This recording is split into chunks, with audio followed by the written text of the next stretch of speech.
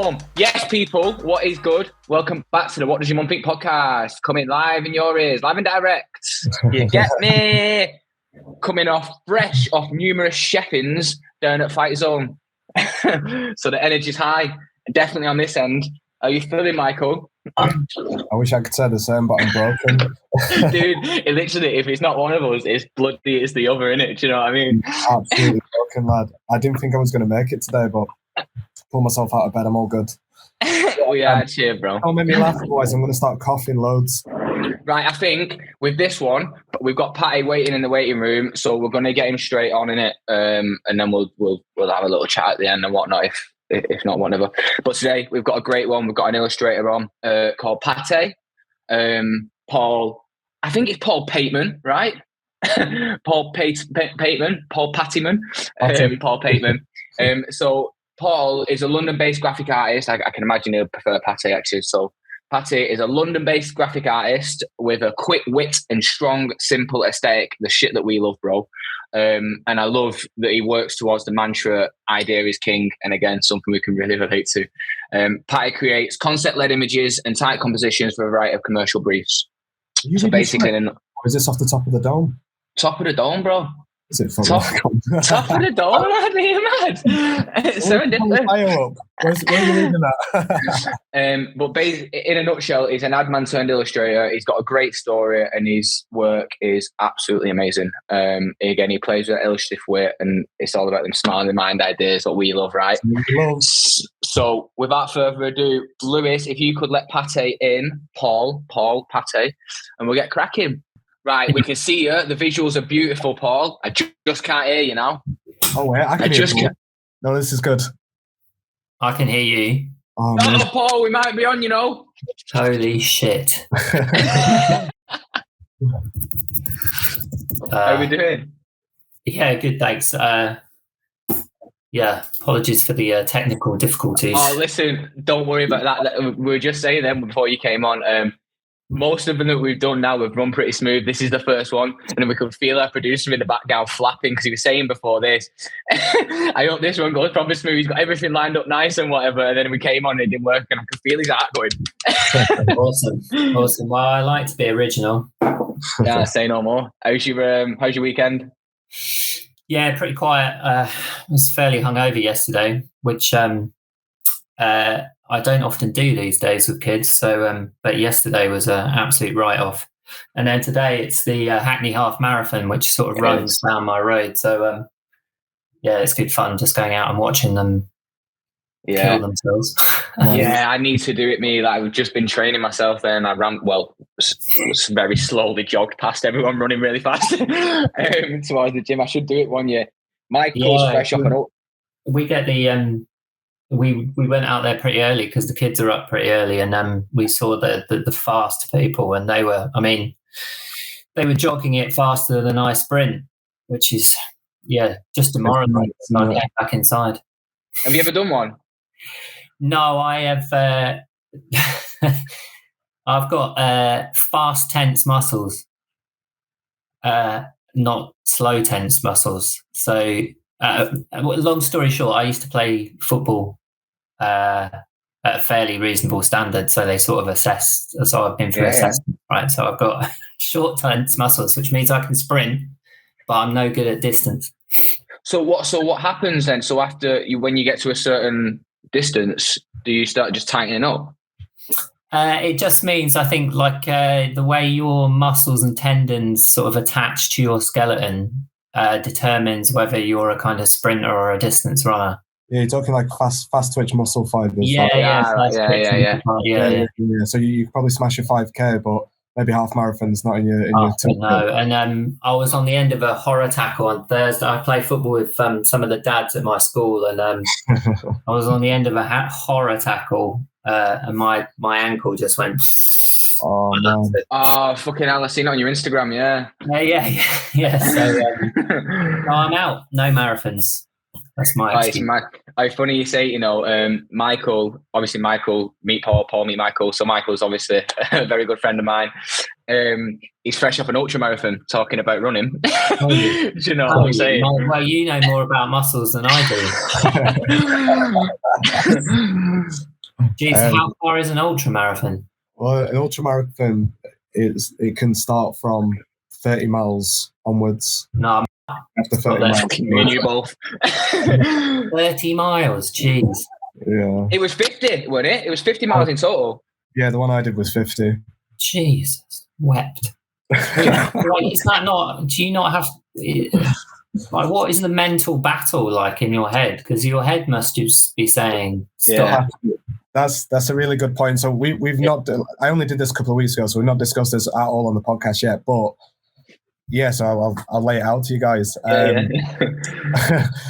Yeah, I got 21 miles in, which was just short of a marathon, and was feeling good. I could see the guy at the front the whole time for the first 4 hours. I shouldn't be able to see that guy because he's gonna complete it about 3 or 4 hours faster than me.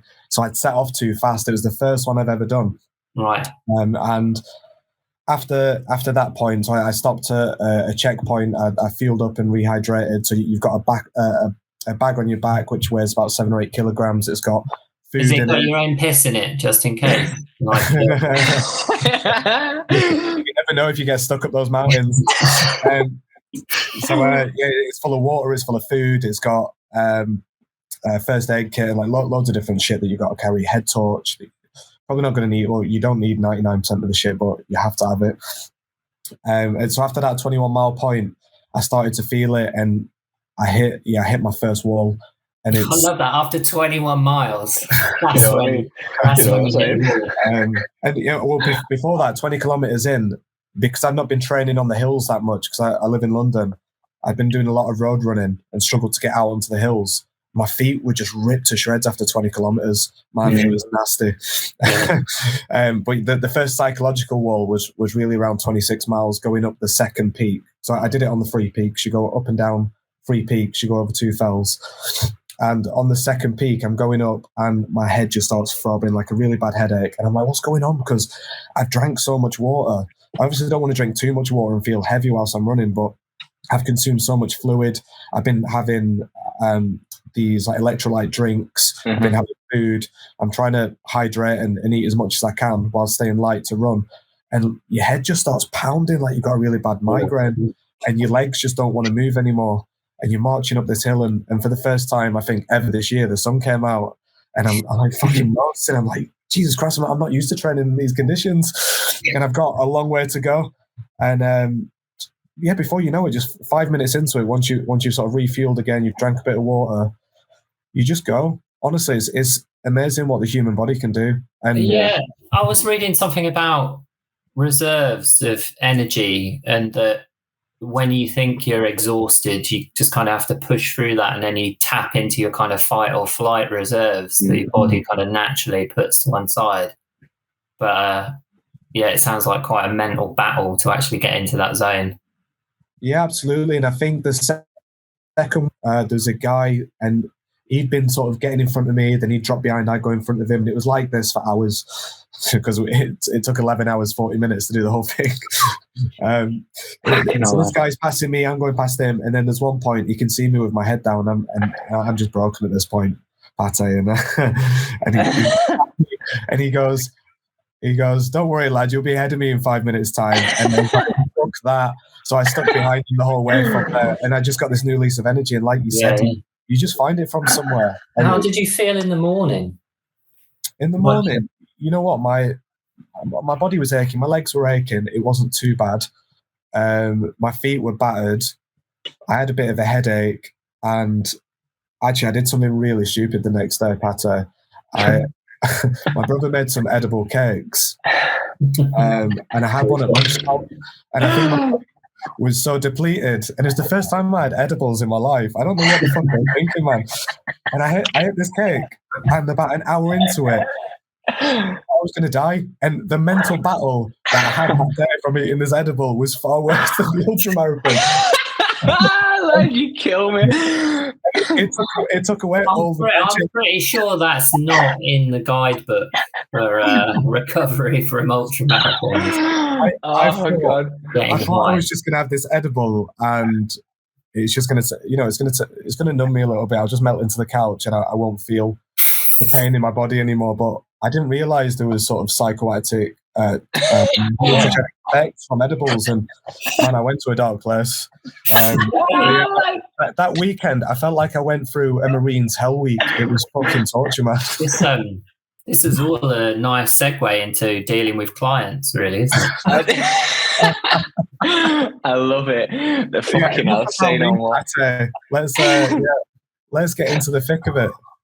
Yeah. So let's turn it over to you. I mean, I love it though. Jesus Christ, Michael. So Pâté, we're saying that right, innit? Paul Pateman. Paul Pateman, Duncan Goodhue, called out my name, Paul Pateman instead of Pateman. My mates were like, Pâté. They hadn't really made that connection before. I love it. And then when I needed a pseudonym to, because at one stage I was an art director and an illustrator, and I think as an art director I was working on Pepsi, and as an illustrator I was doing a test for Coca-Cola, and I thought I need something to sort of separate out these two careers. Yeah. And so that's what I used, Pâté. And to be honest, it stuck. When my first logo was a duck in a blender, and I loved that. As soon as I thought of that idea, it's like, that's kind of. This is great, right? So before we get into the work and stuff, we're trying to. Well, we want to try and do it a bit chronologically, so we get the best story out of it. You know what I'm saying? So instead of I'm super eager to jump ahead and start pulling everything up, even the reference you just said about the duck in a blender. But let's take it right to the beginning. So originally, obviously, you're an ad man turned illustrator, and so obviously we met through Wilmsbury Ham, where I was doing a booking, and as soon as Paul left, I jumped straight on Instagram, and I was like, "We've got a podcast. I'd love to get you on. What you do and how you celebrate the idea is king is just everything, and everything that me and Michael pride ourselves in. Do you know what I'm saying? With obviously not necessarily illustration, but more brand logo. That smile in the mind moment is everything. It's not. Like what I call, like, I've got a particular way of doing an idea, which is a kind of like visual portmanteau, if you like, is probably the best. Looking for visual coincidences, I guess you could describe it as. But I love seeing things with ideas. So and there are many ways that you can make an omelette. For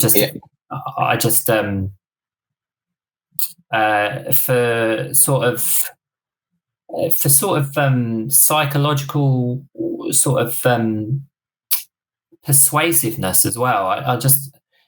I'm always surprised when brands don't use ideas, like when they go down a purely visual route, you're missing that kind of that sort of endorphin kind of hit that you get when you sort of solve a puzzle, and then endorphins are linked to sort of memory and recall, and that's like why wouldn't you want to do that as a brand, do a sort of advertising? I love it. Now that's it. It's that emotional connection, right? And it's that in on the joke moment that your mum gets, like, and it's that's everything to us, like thinking. So right, let's take it right back to the beginning, school, and what drawing was like in school, because I can imagine that becomes a thing, right? You know what I mean? You draw in school. Did you know then that it was going to be illustration or advertising and creative industry you was going to end up in? How did that come around? So I think I was massively into comics, and I think I was attracted to styles more than stories in comics. So I would pick comics that I thought were drawn well. So I really loved Garfield. I loved the way Garfield was drawn, and it had a kind of perfection and a neatness to it, and I loved that. And I loved 2000 AD as well, but I was never really into Judge Dredd. I was more into this guy called Slane, because it was just drawn better.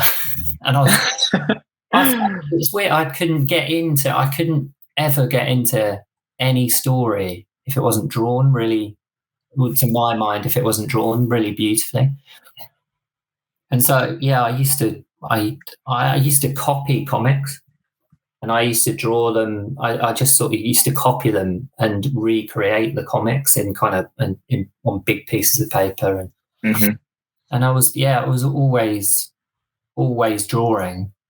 I think at school I was, like if you come from a little village and you're just a little bit different, you kind of stand out, and then you kind of, then it's like getting picked on and stuff, and the school bullies sort of isolate, find you and pick on you. And I think it's because, it's probably fair enough. I think I was too much into Hairspray. Where are you from? Where are you from originally again? I'm from Northamptonshire. I mean, it's ridiculous. I mean, Hairspray, but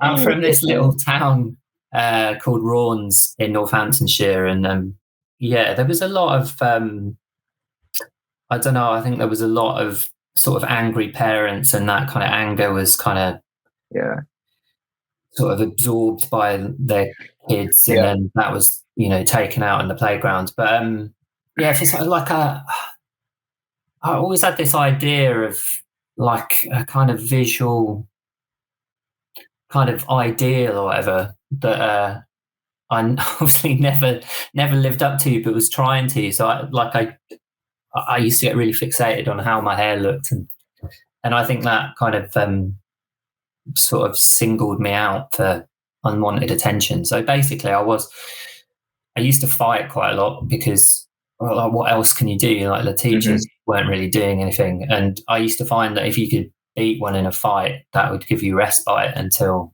another one came along. Playing football, I was always playing football, and I was always drawing. So basically my memory of childhood is those three things. And I think, as I said in my talk, that I didn't really know what commercial art was. I didn't, but I'd seen it in comic books, and there was just something inside me that thought, it's not going to be fighting and football that gets me out of here. It's going to be drawing. And so, I guess I was just sort of, without really thinking about it, I was practicing to escape. I was practicing drawing to escape, I think. Yeah. And that came to pass. Yeah, school's fucking rough, innit? Do you know what I mean? Kids are cruel, man. Like, and like you said, it's just like loads of insecure little human beings running around trying to figure shit out. And I think, it took me a long time to have kids because I thought I didn't want kids for that reason. But actually, I really like kids, and my kids' friends, they're super fun. Yeah, I think it's the village. It was a very sort of working class town. It was very sort of manual labour or factory work, and I just think there were a lot of disillusioned parents who weren't happy, and and therefore there were some kids who were not happy, and you're right, it trickles down. Looking for some sort of control or some sort of meaning in the playground, it trickles down 100%. So with that said, then obviously you channeled that energy into art and football. What were your art teachers like when did they see that you had a gift, or was it did they help you on the path? Or I was banned from art. I was never allowed to take art in secondary school. Do you know what I'm saying? So obviously I knew this, and I was trying to segue into it really effortlessly, but it's uncomprehendable, like it just doesn't make sense. I think it's because, I used to go into I was always interested in trying to make people laugh. I was always chatting, I was super disruptive. Sometimes I remember going into a class, and if the teacher was having a bad day, they would just put me in the corridor before I'd even say anything. You know what I mean? Just be like, ow, I can't deal with you now. Yeah. And for some, a part of me sympathizes with that. But there were some teachers who realised where it was coming from and were, spoke to me like a like a human being, Yeah. like, almost like an adult. And those are the teachers that really got the best work out of me.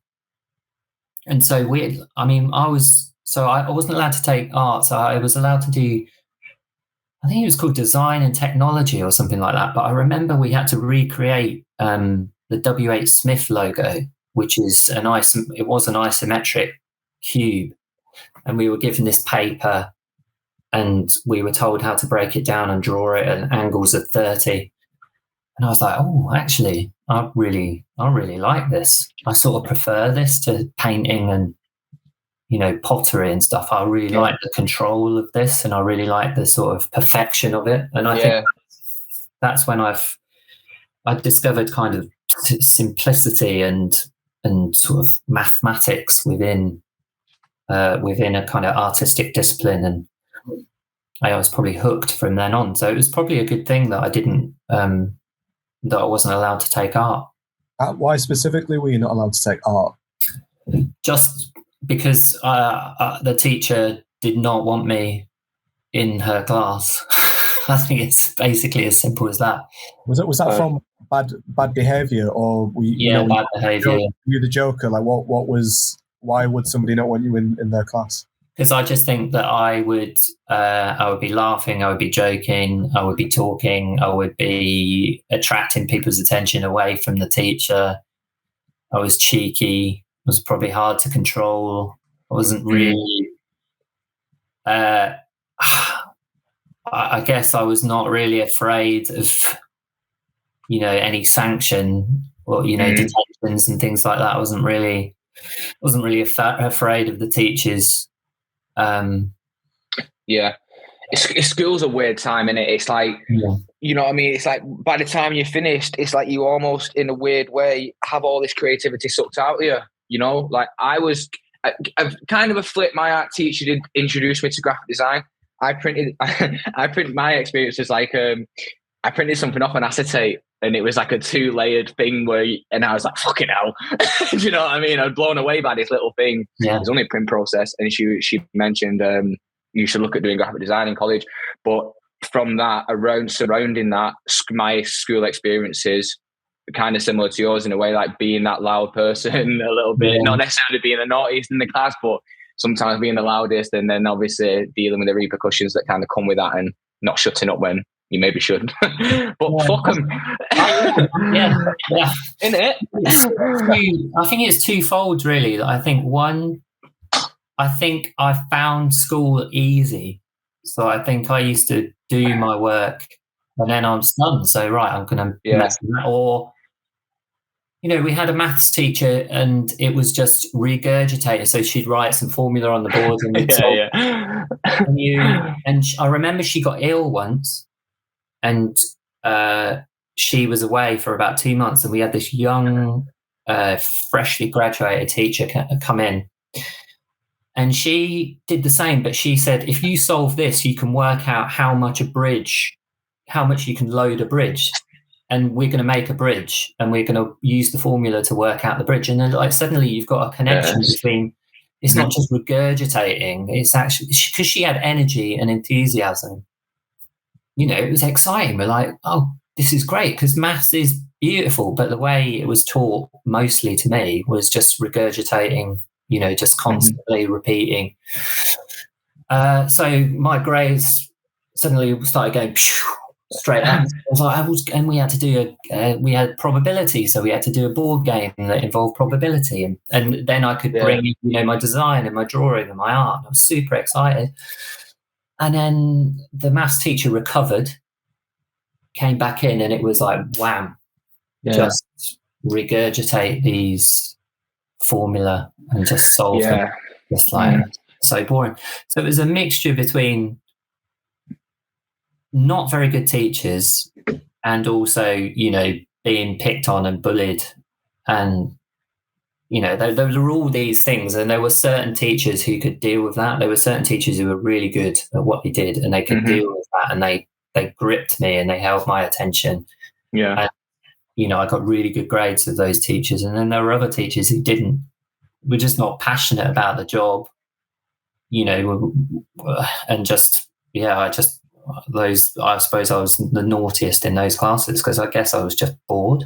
I'm exactly the same. I can relate. I'm visually stimulated, and if you and like also energy in a room, and if you're not going to be on my level, then I think it's a super important thing to talk about as well. You know, it's the same now. Like when I was creative director at TBWA, we started taking the chairs out of the meeting rooms. It's just like, I don't want to sit and just yam on for ages. I've been in so many meetings where you've sold the idea in, and then somebody young or somebody insecure thinks, I haven't said anything in this meeting. I'm going to have to say something. Say something. And then it just opens up a whole nother can of worms, and you start to unsell the idea, or you're just yamming on for another hour. If you're meeting, you're not doing. And I always said to everyone, the whole thing, the most important thing is what the public sees. That's what we should be doing, you know. And like also, like if you're having hundreds and hundreds of meetings and not actually getting work out there, nobody's seeing it. You're not telling anybody anything about your brand. You're not being top of mind. Just stop talking. Just do some stuff. Even if it's not quite right. I think even if it's not quite right, it's better than just not doing anything, because everybody's competing for your attention all the time. Just anyway. My pet peeve. Sitting in these meetings and talking and catch-ups every day, and you just can't get into the thick of the work. I had a thing as well a few years ago, an agency I was working at, and sometimes I wouldn't have a lot to say, maybe because the project was going in the direction which I didn't believe was right, and maybe in previous meetings I try and pipe up about it and I wasn't being listened to. And I remember reading this Stoic philosophy, which is I begin to speak only when I'm certain what I'll say isn't better left unsaid. And I feel like that's always been my approach, is like, if this is really going to have some impact on the situation, then I'll say it. Absolutely, I'll put it out there. And if it's going to better the situation, I'll say it. But sometimes you just sign these meetings and it's just people just talking and talking, going nowhere. And then we start talking. Now we're not even talking about the brief anymore. We're talking about the weekend, and it's just fucking hell. Let's just do some cool shit. Let's do some cool work. We had a creative director once who was brilliant. If he was asked a question that he didn't know the answer to, he would say, "That's a really good question. I need to go away and think about it, and I'll get back to you." And that was a revelation to me, because to me, what I was learning by osmosis at lots of ad agencies was that clients need to see that you've got every solution that you can think of right there and there. And it's just a brilliant tool, that is. It's like, that is a good question. I haven't thought about that. I'm going to go away and think about it. What's wrong with that? So that's the end of that. We'll draw a line. I'll get back to you. Let's move on. That's interesting, because the pace that we work at as well, Pâté, is that sometimes it is good to be in a room with someone who can just make decisions like that, so you can get on with the job. And we don't often give ourselves that time to be like, you know what, let's just sit and let's just think on this, and we'll come back and we'll solve it in the best way as possible, because everything's in such a pace. It's like go, go, go, go, go. Yeah, and sometimes you can like say something that fucks everything up if you're not careful as well. Who wants to do that? It's just like, let's go away and think about it, and we'll come back to you. And we talk about that as well a lot, don't we, Kristian? The devil's advocate in the room sometimes is the killing great ideas. Killing ideas. Yeah, I know what you mean. Very nice. Right, so from the school, and it was college, uni. From that, I'm going to pull it back. And then, what university did you go to? I went to the University of Central England in Birmingham, which is a massively long title, but UCE for short. Yeah, nice. What's like Birmingham like? I loved Birmingham. Yeah, I loved it. I sort of did a certain amount of growing up at college. I really enjoyed art college, but uni, is when you're actually becoming an adult and looking after yourself, and I just loved being able to go out on a Tuesday night and meet girls, which is a big motivation for me.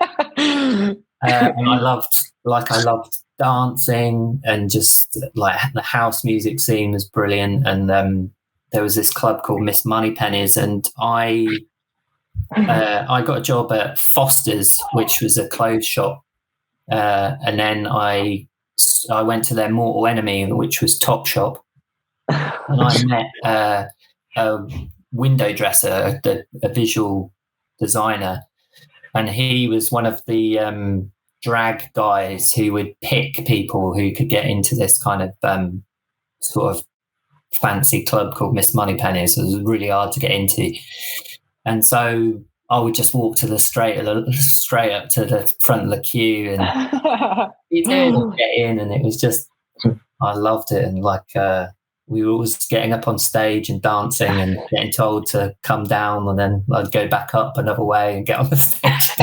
Uni life, I love it. So messing. What was you studying? What did you end up studying in the end? I was studying visual communications, and yeah, I had no.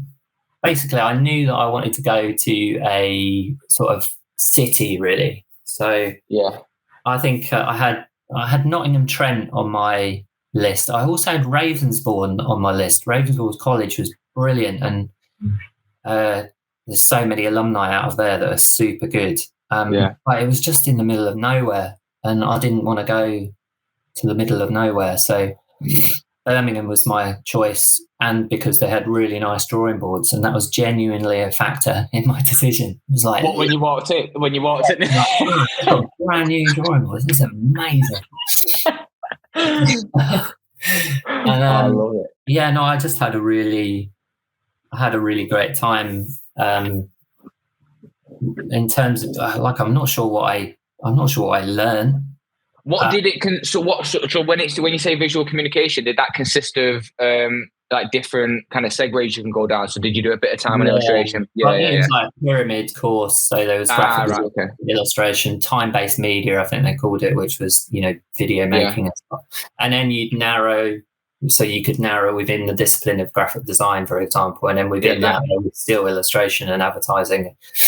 And my tutor said, "What do you want to do?" And I said, "I don't know." And he said, "Well, there's loads of glamour and loads of money in advertising. Why don't you do that?" Maybe he recognised a need in me for that. And I was like, "Yeah, that sounds good to me."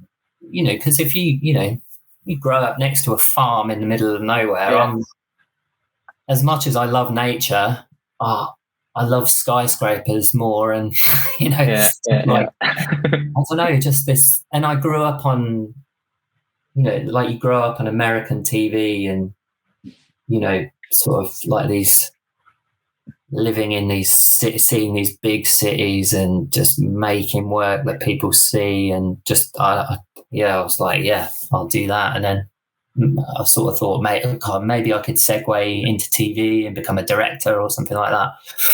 So yeah, I got hooked on the idea of being an ad man. And on that communication course, was you taught ideas though? Was you taught how to think though, or is that something that you had or found on your journey? No, I wouldn't taught how to. I would say there was a massive disconnect between what UCE was teaching and industry. Yeah, which was mad, because at the time when I was at uni, advertising was still glorious. There was just so many good ads coming out, funny ads that were like pure art almost. So much good stuff coming, and that's not what we were doing. We were doing puns for Tesco delivery, and getting good grades for that. Do you remember any? Oh man, somewhere under my bed actually, I've got my whole sort of uni. Yeah, they were pretty bad. And I do like a pun, so don't get me wrong. Yeah. But you sort of. I thought at the end of uni, right, I'm going to London. So I came home back to Raunds. My dad was a builder, so I worked on a building site for the summer, just building up a kind of pot of money. And then all that time I was saying to my mum, you know, I'm going to London, and she didn't believe me. She said, well, you know, you've done your uni thing now. Isn't it time you sort of just got a job on a building site? Like, no, I haven't gone to uni to stay here. And then one day I just had my cases packed. She was like, where are you going? I was like, I'm going to London. I don't know how many times I can tell you I'm going to London. I still don't think she believed me. And I haven't been back since. But yeah, I moved down with some uni friends, and we sort of toyed with teaming up, but it didn't really work. And then just sort of met. You know, like the headhunters used to do this portfolio thing where you could sign up, and it would be like an evening, and there'd be drinks, and you'd put your portfolio out and say whether you were a copywriter or an art director. Mm-hmm. And then this guy called Barney Ashton sort of liked my book, and I really liked his. He had a great campaign called it was basically what was it? Any food tastes supreme with Heinz salad cream, and he did like a turd in a hot dog roll with mayonnaise on the top. And I thought that was brilliant. I mean, I was like, yes, finally, a kindred spirit. So yeah, we teamed up, but yeah, it was pretty brutal. Moving to London was pretty brutal. Yeah, everybody just said, you know, we had this book full of kind of Tesco puns or whatever, and did you put both together? Did you put both of you back? Yeah. We did. We put what we thought were our best sort of campaigns together, and then it didn't. We basically had to start again. So I got a job in a bar, just working nights, and then we would work on it. We'd meet up at kind of Starbucks or somewhere like that, or Seattle Coffee Company, as it started off. It's that long ago. And we would just sit there and drink coffee and write ads. And one day we had this idea, like, why don't we try drinking like 10 coffees and see what we write? We drank like, I think we got to about 8 coffees, and we were going, that's brilliant. And people were like, what are those two? And we looked at the stuff next day, and it was shit. It doesn't make any sense at all. Such a stupid idea. But yeah, eventually we kind of bashed a portfolio into shape. And yeah, like some of the people were really brutal. The creatives we saw. We looked in D&ad annuals basically and said, oh, they've done that ad. I really love that ad. Let's go and visit them. And we had a kind of list of maybe 6 or 7 of these guys, and we would go and visit them. And some were like some told us to quit. Some told us you'll never do it. One guy said to me, "You're a funny looking fella, aren't you?" I was like, what has that got to do with it? People are fucked, aren't they? Do you know what I mean? I'm like, what do you want me to say? Yes. I'm like, yeah. Oh God. These things that like stick in my mind. Like, it's a good job there's no zombie apocalypse, because I would hunt these people down.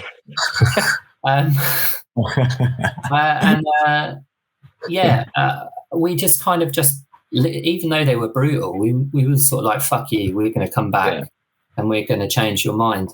Yes. And eventually we walked into Abbott Mead Vickers when our book was probably the strongest that it had ever been, and we walked out with a job. Amazing. And how was that? How was that conversation? It was mad. Like, so Abbott Mead Vickers at the time, they were just finishing Guinness Surfer, and they had this kind of millionaires row on the 7th floor of all these people doing amazing ads. And but they had a reputation for being quite mature, really. And Paul Brazier and Nick Worthington were the creative directors who saw our book, and they were interested in injecting a bit of youth and a bit of edge into, so that you could expand the roster of clients, really. And so when we got the call from their PA and we sort of sheepishly went into their office, they Nick Worthington was still sort of flicking through our book, kind of muttering into himself, do you want to work here? It's a bit old, this agency. We're like, what did he say? What did he say? And then he just looked up and he said, do you want a job? And we said, yeah, we want a job. And it was something like a Thursday, and we had a job the following Monday. And yeah, as I said in the talk, they didn't have room for us, so we had to sit in the corridor to start with. But they wanted us in so bad that they just made space for us. And then a funny thing happened was the executive creative director, Peter Suter, was ill at the time when they'd hired us, and so he came back and he was like, "Who the fuck are these teas?" So he came in. Over you both. Yeah. He's wondering who the corridor that is. Where did you come from? So he calls us into his corner office and he goes, he had 2 pieces of paper. So we'd been working for maybe, a month or so when he came back. And there was 2 pieces of paper flat down on his table. And we thought, oh, fuck, we're being made redundant straight away. And he said, I've got good news and I've got bad news. The good news is you can stay. The bad news is I'm cutting your salary by 15 grand each. So it's like, for fuck's sake. Seriously, yeah. Seriously, yeah. So we were like, but I think he said something like, if you prove yourself, you'll quickly get back on. Yeah. So I guess it was just another one of those things. It's like a boxing match. We'd been hit so many times. It was just another punch, and like we're still standing. So let's just fucking prove him wrong and just make him pay us more. And it wasn't long before actually, he put that 15 grand back on. Yeah, say no. Honestly, there's no way. Like when I talk to students and I think about my entry into the creative industries, there's no way you'd be able to do any of it the same.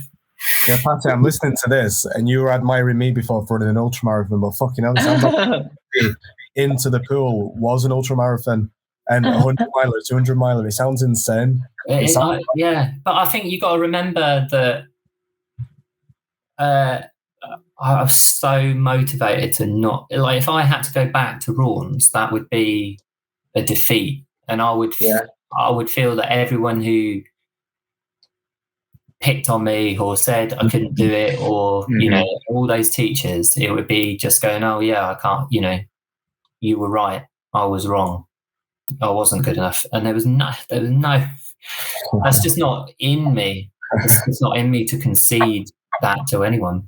I always remember my mum saying to me before I moved to London, and it's probably same with you, Kristian, and definitely same with you, Pâté, but my mum's saying, all right, yes, okay, so you go and do this, and you might not get the job, blah blah blah, and then what's plan B? I was like, there is not a plan B. We're all in. There's not a plan B. The chips are in. They're all in. Yeah. I don't even fucking have any chips. Yeah, it's all your effort to put all those chips in that basket, so there's no effort to have a plan B. It is kind of, sorry, I'm just going to plug the computer in. So yeah, do you think, please? Yeah. Do you guys mind if I run to the toilet very quickly? Are you doing another marathon? Is it going in your camel pack? Bro, he does this every time. Every episode he does this. Do you know what I mean? Go on, lad. Do you think? Give me a minute. We'll chop this back in. Is it going to be like, what is it, where he's still mic'd up? Is that Naked Gun? It's Naked Gun, isn't it? Yeah. We'll pick it up when we'll chop this. I'll get Lewis to chop it out. But thank you very much for doing this, Paul. Honestly, it's great. Fantastic. Your story is amazing. Like, I tried to not tell Michael much of it, so it was fresh to his ears. Do you know what I mean? And obviously, with what I'm pulling up, I remember bits she said, obviously in the talk, but I'm trying to act like I've not heard it before. It's mad. Yeah, it is mad that, I don't know, what is it?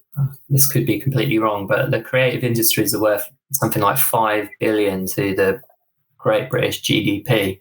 Mm-hmm. Yeah, it's just, there's no real structured way in. This is mad. Mm-hmm. And maybe it's got something to do with there are no creative politicians, are they? Politicians are just Oxbridge who've done, I don't know, politics and history or something. That you've got no sort of creatives running the show, and so it just becomes blows my mind as well. Like that's crazy, isn't it? Do you know what I mean? You're going to get a certain kind of thinking who. Do you know what I'm saying?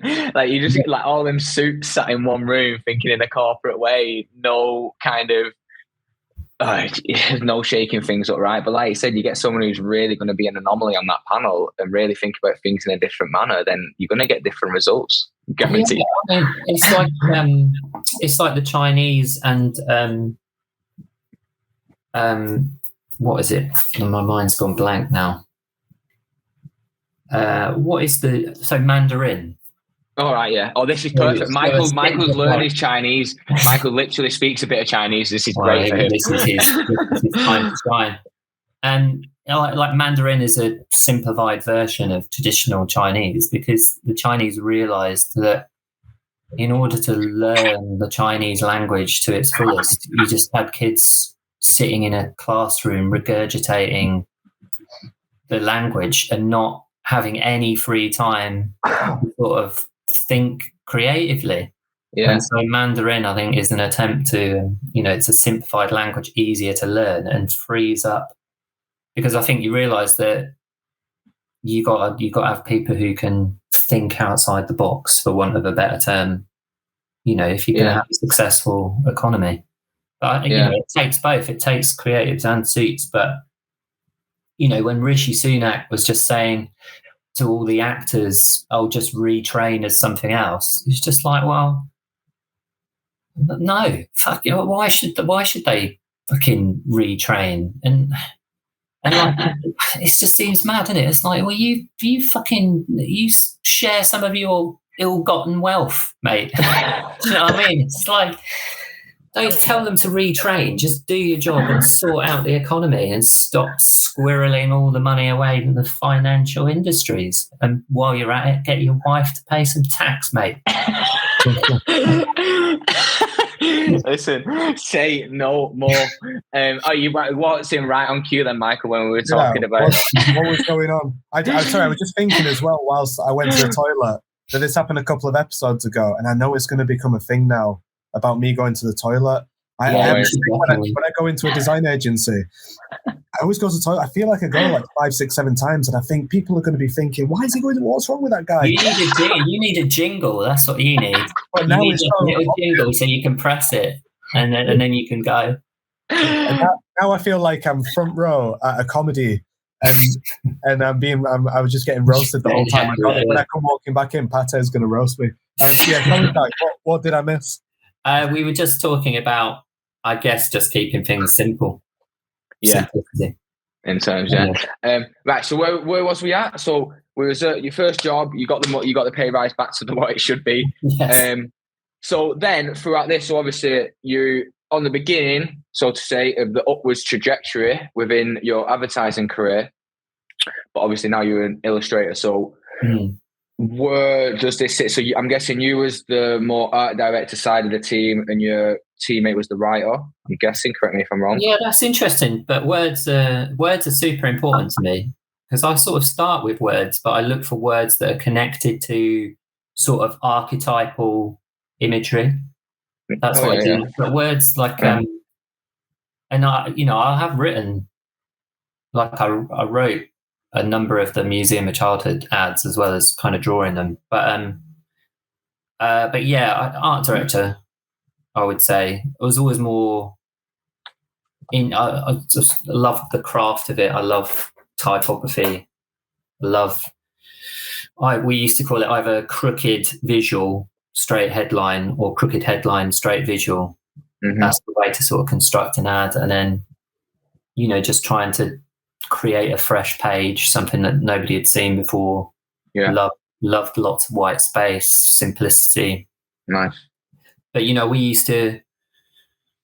worked really hard. We used to steal other people's briefs when we used to go into their offices when they got home and see what they were working on, and then just try and write better ads and try and just go do ours instead, to do all that kind of stuff. And then the 7th floor of AMV There was like Dave Dye and Sean Doyle and Paul Belford and Nigel Roberts and just all these people just doing really, and Tom and Walt, who did Guinness Surfer and Dunlop tested for the unexpected. And every time you went up there was just, it seemed like it was every week there was another beautiful, inspiring, well-written, beautifully art-directed campaign on their wall.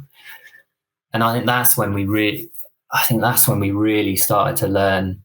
We would put on W.H. Smith's. W.H. Smith used to do loads and loads of like price ads. And we would write an idea all the time, just keep writing ideas.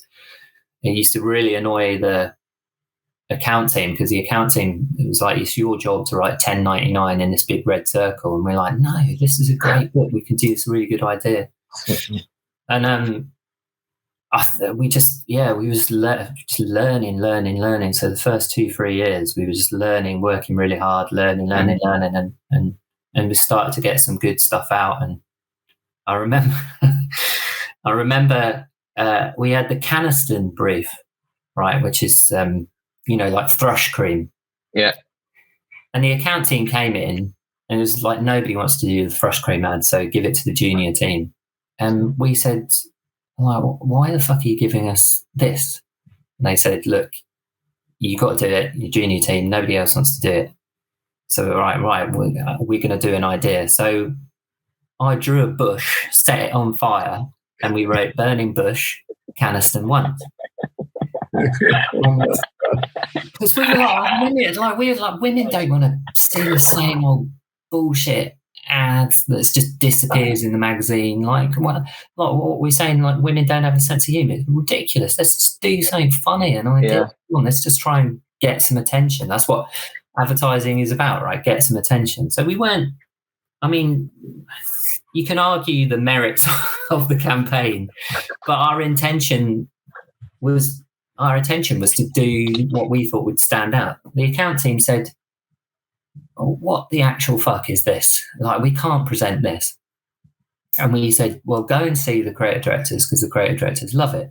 And the creative directors told them to go and present it. And the account team said, if we present this, we're going to lose the account. And I think the creative directors said, if you don't present it, you're going to lose your job. So, I love it. So they went down and they presented it, and the client was furious. The client said, if you ever show us anything like this ever again, we're leaving AMV and we'll find another ad agency. And so sorry? These guys never seen a Durex ad, because when you said the brush cream, I was like, wow, what a fucking cool brief that is. Yeah.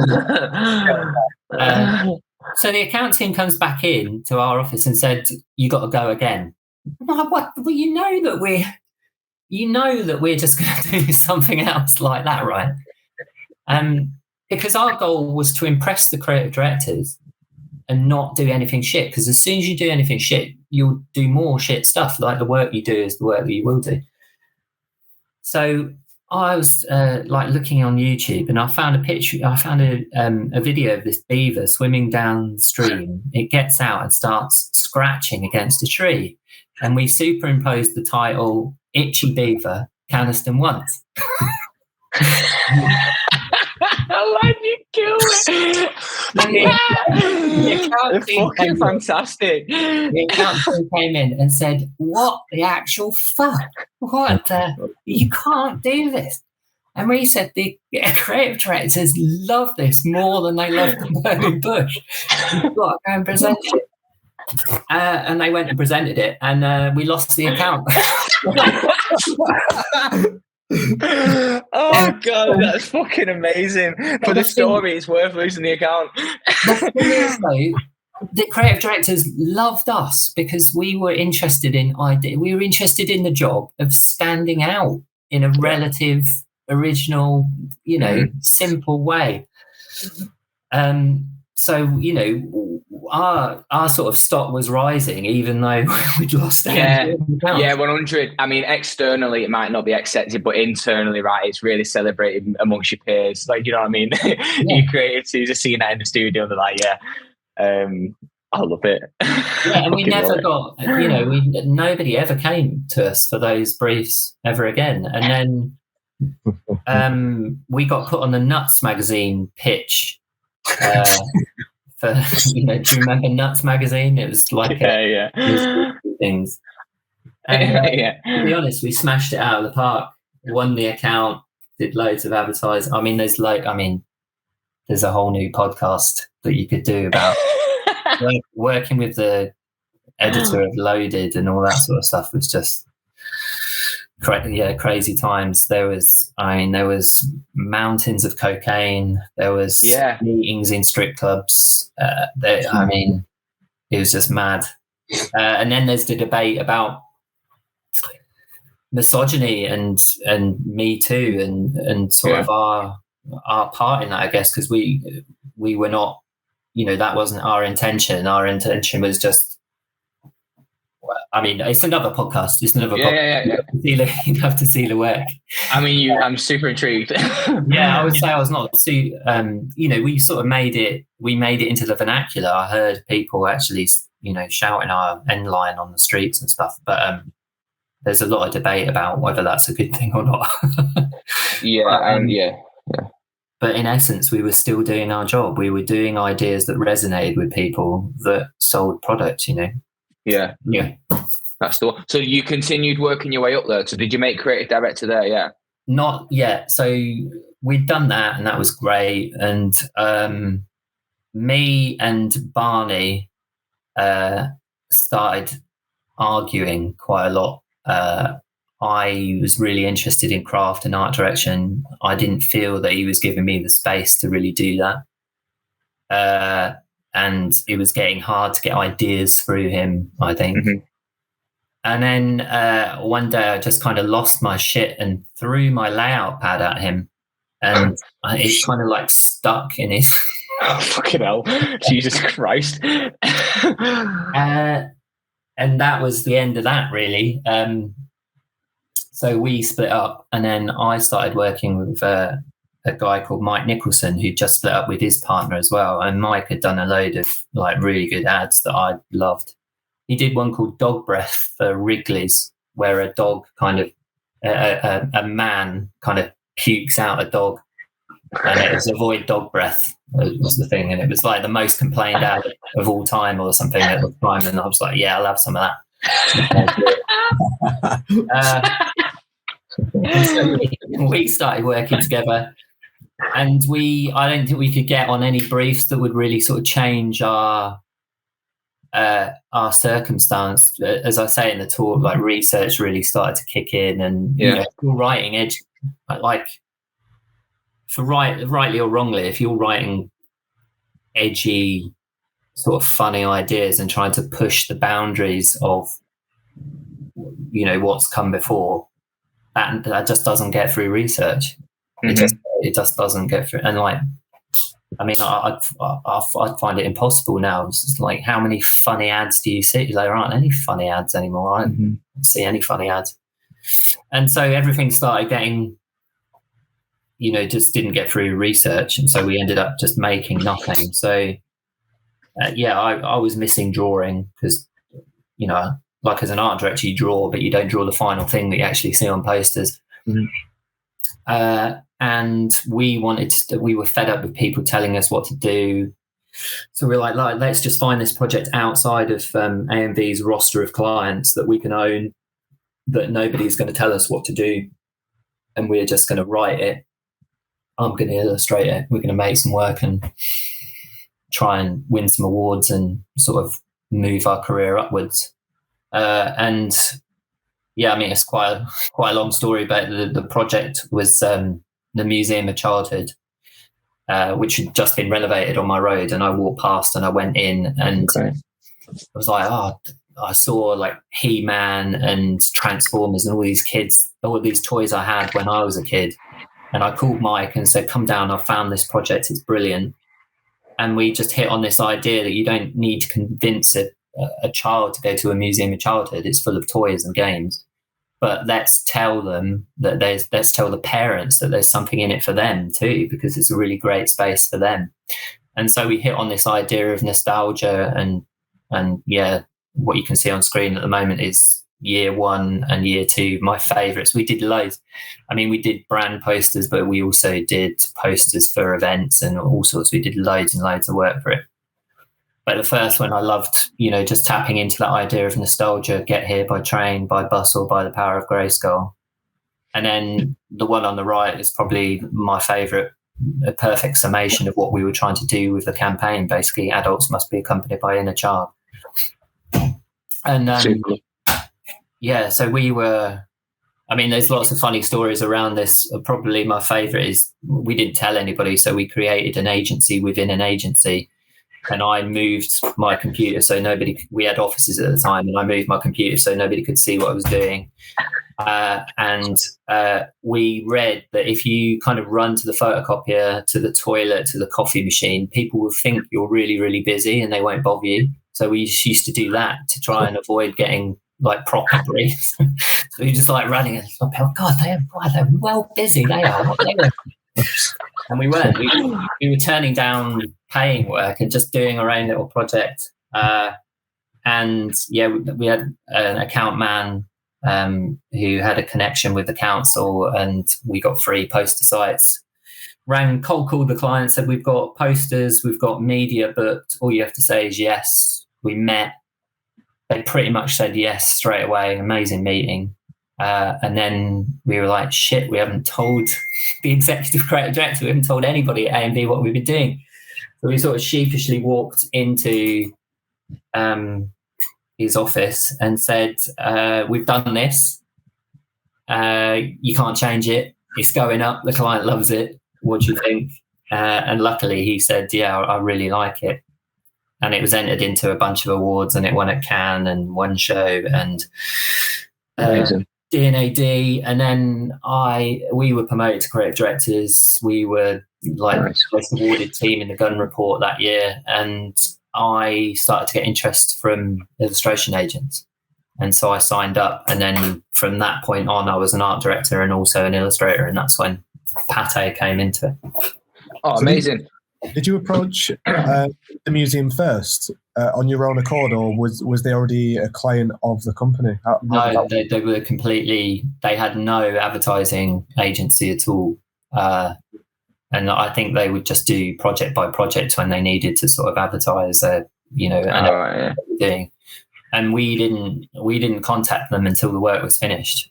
We did. Yeah. It was probably like a couple of months that we did, and we completely finished it before, showing them anything, because we just wanted, it was about control for us. It was about our thoughts, our skill, on the page with no interference from anyone. I don't want anybody's opinion about this at all. I just want to see if we can do it.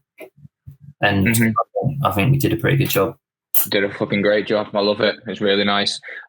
So from that, then around the corner from there, didn't we, Kristian? Sorry, what's that? Sorry. Me and Kristian, when we first moved to London, we lived pretty much. We lived in Bethnal Green, so yeah, we walked past. We walked past the museum every single day. So literally, So the squares on the front, the geometric, isometric pattern on the front, that is the background to the year 1 campaign. Oh, so nice. Yeah. Shit, yeah. So how long ago was that you did them? 10 years, maybe. 10. God, we might have even seen it. We probably did see them in action, lad. Probably, because there's a poster site just outside Bethnal Green Tube, and they were on there, both sides as you come. So they were there. Amazing. Other parts of Tower Hamlets, but yeah. Nice. That Bethnal Green's tube station is one of the only tube stations where the ads are dedicated to art in it. I think when you go down the thing, right, it gets recommissioned. Yeah, down on the escalator. Yeah. Super lovely. Nice. So then moving forward, it's a lot more illustrative ads, so to say. So is that when Muller comes into play and stuff like that? So there was this weird thing that Mike was an awarded creative before I joined with him. He was on more money than I was. And so when we worked together, I was like, that's fine. He's done really good work, fine. But as the years progressed and, we did the Museum of Childhood campaign and other campaigns together, we're like, well, wait a minute, I need to be on the same money as Mike, and A and B could never match that. So in a way, we'd become creative directors, but there was an imbalance. And so the only way to solve that imbalance was to move to another agency. And so we moved to TBWA, and then we were creative directors, and we were on the same wage. And yeah, we got into there, and then we had the same entrepreneurial spirit. So we had the John Smith's campaign at TBWA, but they weren't making any ads. But there was like a kind of pot of money that we could, like, we got hold of a pot of money, and we said, look, we want to do these sort of commemorative plates for the royal wedding. This was Will's and Kate's wedding. And John Smith's got like this end line of no nonsense. So we're like, it's not going to be a fancy bone china plate celebrating the wedding. It's going to be, come on, let's celebrate the day off. And we made these paper plates, and these paper plates were handed out in pubs up north and stuff, so you could take them home and put them on your mantelpiece. And this is a poster. And we basically convinced the MD to just go down and sell this to John Smith's, and they loved it, and it ran. And we won a D&ad pencil for that. Nice, which was brilliant, because there was a sort of career ambition. I remember when they called it, because you don't know, and you're at the dinner, you know that you're shortlisted. Yeah. And they called it out, and it was just really sort of surreal. It was like, I bet, yeah, that's amazing. And then I remember dancing with it on my head. I had it on my, I don't know why it's on my head. I was just dancing with it on my head.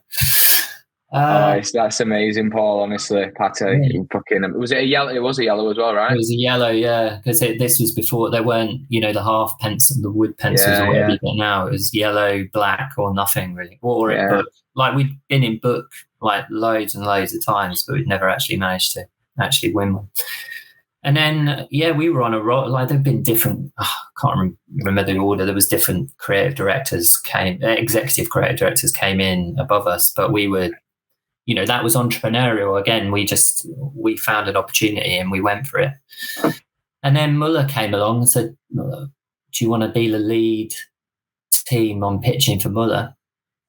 And we were like, yeah, let's do it. And we wrote this campaign. We sort of looked at the product, and it was all about plain yogurt and then adding jam or adding toffee balls or something. So we were like, it's all about wonderful stuff, right? It's like adding the wonderful stuff into the plane and making it amazing. And that was the genesis of the idea, and using the umlaut in wonderful stuff instead of an O. And we had this really great client who, I think he'd done Cadbury's Gorilla. He was a client on Cadbury's, the drumming. Yeah. A really great, like, force of nature client. And we did, this won the pitch, and did this mad kind of minute long, 1.5. Say no more. I'm going to stop you. Let's play it. We can play this, won't we? We won't get pulled or anything. Everything's good. It's all good. Yeah, nice. Yeah. Sick.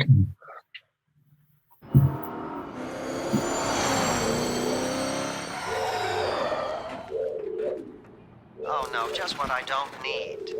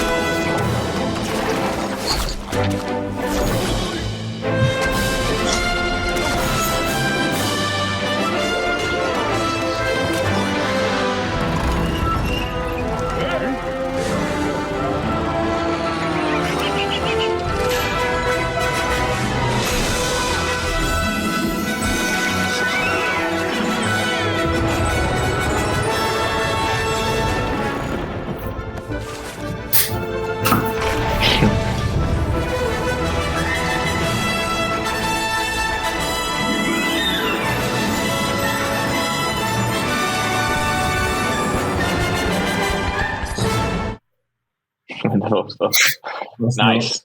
Madness. Madness. At one stage, we had the whole floor of the mill working on that, doing the transforming robot and whatnot. It's just, and we shot it in LA, and it was it was amazing. That whole process must be so cool. Do you know what I mean? Like, especially like the conversations, getting the rights to usage for the characters and things like that, and that when everything signed, this starts coming together. Yeah, and it's like hand cell animation, like the original style animation we used for Yogi and whatnot. And so cool. Yeah, you've got a budget, and you just got access to the best of the best, and it was just an absolute joy that putting it together. The client loved it. It increased sales. It was voted campaigns, Campaign did a poll of people's favorite ads, and it was voted favorite. It had like 11.8 million views on Facebook, and this is like 8 years ago. That's a long time ago, and it was just smashing it out. Every metric you could think of, it was smashing it out of the park. And eventually Theo Muller, who owns Muller, saw it and hated it. Oh, fucking hell. And he wanted his stereotypically beautiful women in a field eating yogurt, some sort of shit joke, and then you're out. And that's what he wanted. So I think the client got fired, and we were told, look, you got to go back, you got to dump all that stuff, and you got to go back and do this kind of advertising. And we were like, well, no. Why? I tried to argue our case, didn't work. Long story short, about 4 months after that ad ran, basically TBWA resigned the Muller account. And then from that day forward, there was a lack of confidence in the agency as far as I could see it, and they were sort of going for low-hanging fruit instead of like pitching for these big businesses again, that you could do big brand advertising. It was bits here and bits there that nobody's ever going to see, and we're like, well, that's not why we joined. And so me and my partner, we just said, look, we got to set up our own agency. It's the logical next thing to do. We've got to get out of here. And for that, we needed money. So we just decided to sort of strategically get ourselves made redundant so we could get a payout and set up our own company. So that's what we did. What was the strategy behind that? The strategy was to insist on creativity, to insist on good work. And it's amazing how quickly that can get you fired in an insecure agency. It is mad, yeah. So we stopped being enthusiastic in meetings, and I mean, I'd be quite interested to hear their side of it, what they thought. I'm sure they've got. I mean, the redundancy document, when we read it, it was just, we could have challenged it legally, I think, because it was just nonsense, and I think they knew it. And my partner did something brilliant. We were called to HR up to one of the boardrooms, and they shoved this piece of paper over the boardroom table. And we looked at it, and I looked at it and went, fucking hell, that's good. And Mike just put it back down again and said, in light of our glowing appraisals and recent successes at D&ad, this isn't nearly enough. I was like, what are you doing? It's brilliant. And then about an hour later, we had an improved offer. And there you go. We probably shouldn't be saying that, sort of gaming the system, if you like. But, I felt let down by TBWA had let us down. Yeah. And, if you're going to do that, you're going to pay for it, really. Yeah, straight up. Yeah, for sure. Yeah. And so we set up our own agency. And then, I guess, long story short, I felt like a square peg in a round hole. We were interested in selling product, and we were interested in creativity, and we had a whole back catalogue of things that did both. And nobody was really interested because they didn't know who we were. I didn't have... fix a contact, who is known in the industry, or an account management department. I mean, we were pretty early in this idea of, we said it's just going to be us two, and then we're going to attach talent as and when we need it. And we recognized that there was a maternity leave pool of all these amazing women that we'd worked with throughout our careers that we could sort of tap into as account managers, or as financial officers, or whatever you might need.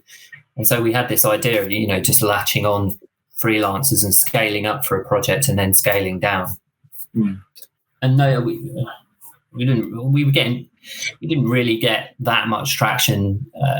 We were talking to Nando's, and we met Nando's, and we were on the way to New Balance to talk about maybe doing some ads to sponsor the London Marathon. And I just felt really, pre-meeting, I felt really ill. Me and Mike were in a coffee shop before getting on the train, and I said, I can't come. I just feel really ill. And I went home, and that night I was hospitalised with viral and bacterial pneumonia. Fucking hell. And so, and I say in the talk, it was like the best thing that ever happened to me because I had absolute clarity of thought, because I was, once the painkillers kicked in, I was comfortable, I was warm, I was being fed, I had no emails, no phone calls, nothing to think about other than getting better. And I just sat there and, I was just mulling over things, and I just thought, you got to do something you love every day. If you have a brush with death, I guess, it makes you think, like, well, am I wasting these days that I'm not doing something fun?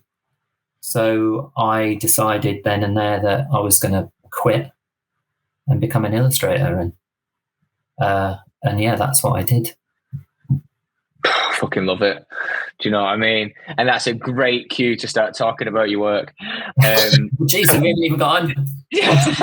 Well, like I said, I'm conscious that we took obviously like an hour of your time now, so we'll just speak about a few of the bits, if you don't mind. If we can keep you for another 10 minutes, and then for sure. Because I'm always like I'm quite conscious that I do, because my story is in advertising, but that's where it starts, and I talk about that a lot because I think people find it interesting. But actually, I've been an illustrator now for 11 years, and so sometimes it is nice to actually talk about the way. Well, say no more. Let's definitely do this. So, in regards to what we got you to send through, is there a chronology you'd like to talk about them in, or can we just pull them up as we please?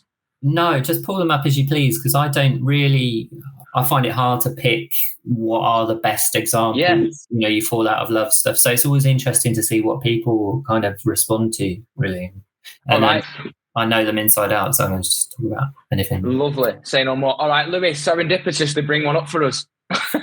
We'll leave it on. Just make the producer flap a little bit more. Yeah.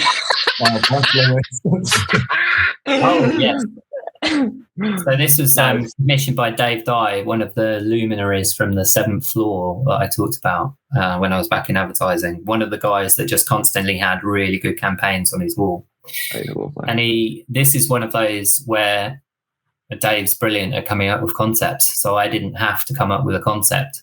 And I say this in my talk a little bit about process, because people sometimes, I think, are a little bit confused about how to work with me, because I am used to writing ideas. But what I always say is, if you come to me with a really good idea, I'll draw it for you, happy, because you've done most of the work, the drawing bit's the easy bit. But similarly, you can come to me with the organising idea. In this case, it would have been no cream, ice cream, and I can think of the ideas. Or we can work together. But in this case, Dave had already done the executions. And so it was just a case of drawing it up and just doing it. So the ball of ice cream is the banana slice. And so there was a bit of toing and froing about how that would look and what the details would be. But I'm interested in kind of maths and symmetry and geometry. And so even if I'm drawing something organic, I like it to be quite sort of mechanical and quite sort of mathematical. And so we hit on this kind of the seed pattern and the edge. And then I'd drawn these more complicated, because I am sort of interested in realism. I quite like getting as close to the real subject as possible, because then you're cheating as little as possible, and then it's more effective. It's more of a visual coincidence. It's better. It's cleverer for me. Mm-hmm. And so I'd drawn the scoop quite realistically, but Dave paired me back. And I have to say I really like it. I talk about this quite a lot also, that sometimes I'm quite resistant to or I used to be quite resistant to feedback, but there have been certain art directors that I've worked with that have made my work better, and I've absorbed that into my practice. Mm-hmm. So I've learned just to be a bit more chilled about it now. I just really like the simplicity of it, and it's just super bold. It tells you it's made out of bananas and not ice cream. Yeah, you know, wham, straight in your face, no cream, ice cream, boom. There's that little, as I said, the endorphin hit you get when you solve a puzzle is linked to endorphin is linked to memory creation and rest and storage. And so, you know, you feel like part of the club when you get it. You go, oh, I get it, and then it's more likely to stick in your mind. And you know, that's a good thing. That's a good thing for business, right? Being memorable, being simple, relevant, original, memorable, sticky ideas. That's what I'm interested in. Yeah, I love how clean they are, simple. You know what I mean? And again, the space used confidently. The idea is just pure in your face. Because nobody asked to see a picture of, you know, banana scoops ice cream. It's an answer to a question nobody asked. So the very least you can do is be witty, engaging, beautiful, you know, entertaining, funny, however you want to do it, insightful, however you want to do it. But, you know, you could just go, no cream ice cream, $6.99, Waitrose, logos. That's the equivalent of somebody standing up in a pub and just shouting things at you. It's like, you're not going to listen.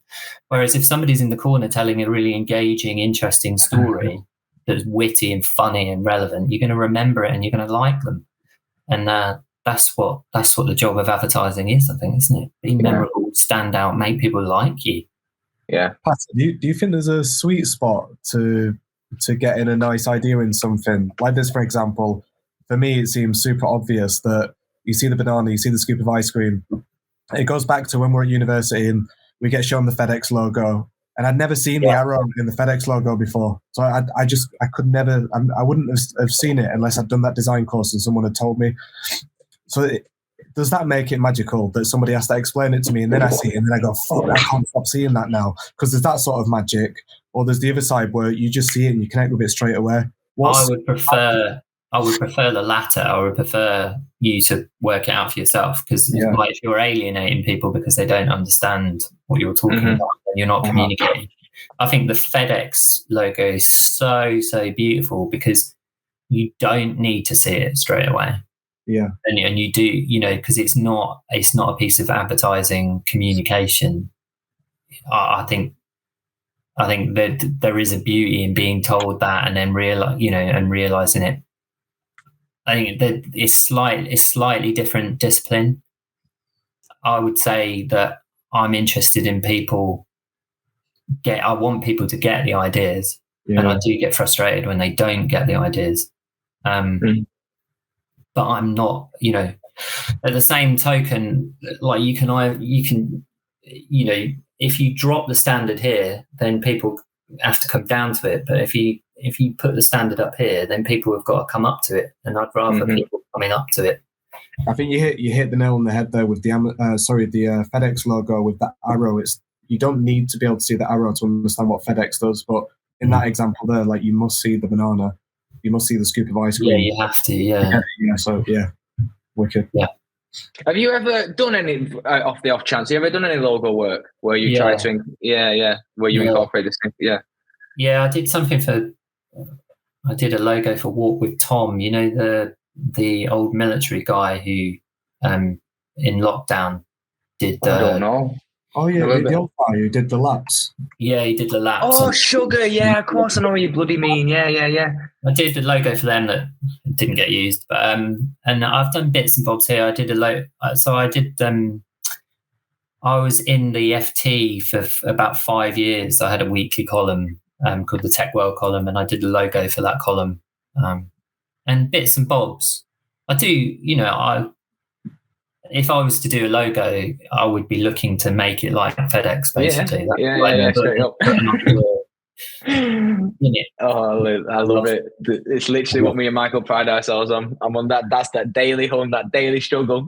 I still now look at like the the counters of letters often. Yeah. Because sometimes, like I say, sometimes I start with words. And I'm always looking for like the negative space or what you can do with the counters and letters and stuff like that all the time. saying to Michael the other day, I don't even fucking look at the world. I look at the negative space in the world. Do you know what I mean? I'll be walking past railings and like, do you know what I mean? And stuff, and like constantly trying to visually make, find things, make connections, whatever. Connections. Yeah. You know, I love it. I really do love it. Lewis, give us another one. Hit us. You better be there. Lewis. Nice one, bro. Ooh. Yes. So yeah, I love doing a front cover. I loved it. You know, you go into Smith's and see it on the stand. That's still a thrill for me. The one on the left. So the way it usually works is you get the copy, so you get the whole article and you read through it, and there's hardly ever a kind of a title. I wish there was, because the title is like an advertising organising idea. It should sum up the whole article, and then it makes my job easier because I'm just finding a way of bringing the elements together that make sense of that title. But in this case, we might. Well, the essence of the story was that GCHQ is the kind of spies that they employ are changing from this idea of James Bond, you know, flying around the world, to actually people who understand code. And, you know, spying is about the internet basically, and you know, and technology. And so what happens is when I read the copy, what tends to happen is like words jump off the page, like connections. So in this case, you've got, right, it's technology and spying, and that sort of goes through my head, technology and spying. And then as I'm reading the article, words that have clear visuals connected to them pop. Like those are the ones that pop, because sometimes a word can be sort of what's like maybe esoteric, is it like it doesn't have a clear visual that can describe what that word means. And those things are kind of useless to me because I work in visuals. So I'm just, as I'm picking these words out, I'm sort of thinking, well, technology. And then I'm looking around doing Google search, looking around my desk. Well, what kind of technology can I see? And then, you know, I picked up a USB. And if you look at a USB, you're like, oh, that looks like a little face. And you go, okay, well, if I just put some spying eyes in there and have somebody holding it, I've got a new kind of spy. It sums up this kind of digital spying idea. And then, so you've nailed it. And then it just becomes about, what does the hand look like? You know, what are the colors? And then just analyzing and looking. How can it be improved? What can I take away? What do I need to add anything? What is the minimum amount of mark making that I can do, but still communicate the idea? And then I think on that one, I've slightly altered the seam in the metal of a USB stick just to make it more like a nose, which I thought you could get away with. Just, you know, there's just little elements like that, just little shifts. And then I was looking at thousands of USBs trying to find the one that would look like a sort of a body, but not too much of a body. And so I found these ones. So I haven't cheated. That is an actual USB. And it's like, it looks like he could have his hands in his pockets or something. So, and then the one on the right, I was given the title, which is How Twitter Changed the Way We Laugh Out Loud. And it was a piece about how there are different styles of humor that have emerged because of the way Twitter works. And again, I was just thinking, well, Twitter humor. Well, it's about Twitter. Like the most obvious thing to do is use the Twitter logo, right? Because that says Twitter. And then laugh out loud. I wonder what the emoji looks like.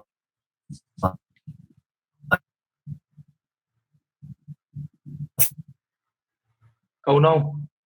Anything that high, and then suddenly you're communicating. You've bashed these two things together to make a third, and you're away. You're communicating, and then it becomes about, okay, well, how do I do a emoji symbol in my style, because I don't want to replicate what somebody else has already drawn. So that was actually harder than thinking of the idea for that one. Yeah. So it's go on, go ahead. Please, Michael, after you. I was just going to say, back to what I was saying before, how there's levels of seeing an idea. So the ice cream scoop with the banana in it is you just get it, you make the connection, and that's it. But with this one, it builds the more you look at it, the more you see. So yeah, you see the eyes in the USB, but then you see the shape of the body, and it just takes a little bit more time to see even more. The same with the emoji one. I see the emoji, I see it crying, and then when you see the Twitter logos on it, it just kills you. It's really good. Yeah. It's amazing. Yeah, I love, I get a real buzz from making those connections, and then